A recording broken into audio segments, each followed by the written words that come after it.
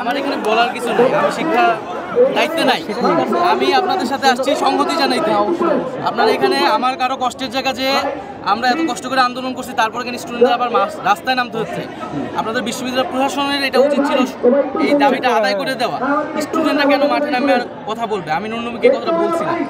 তাহলে শিক্ষা প্রতিমন্ত্রী আসুক, উনি এসে কথা বলুক। আপনাদের দায়িত্বটা আমি আসছি, আমি প্রয়োজনে কথা বলবো, পরে বলবো, কিন্তু আপনাদের দায়িত্বটা যিনি পূরণ করবেন, একদম অথরিটি যিনি, তিনিই কথা বলবেন।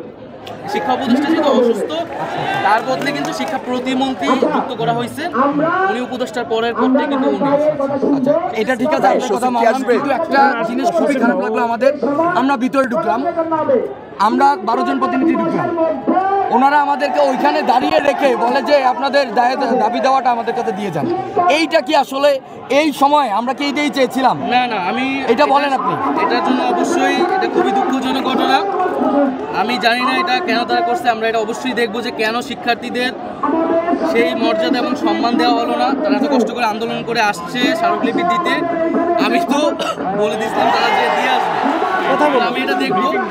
বাট মূল জিনিসটা হচ্ছে আমাদের দাবিটা পূরণ করা। আমাদের একদিকের মিটিং হয়েছে, ক্যাবিনেটে মিটিং হয়েছে, তখন কিন্তু জগন্নাথ বিশ্ববিদ্যালয়ের ক্যাম্পাসে আলোচনা আসছে।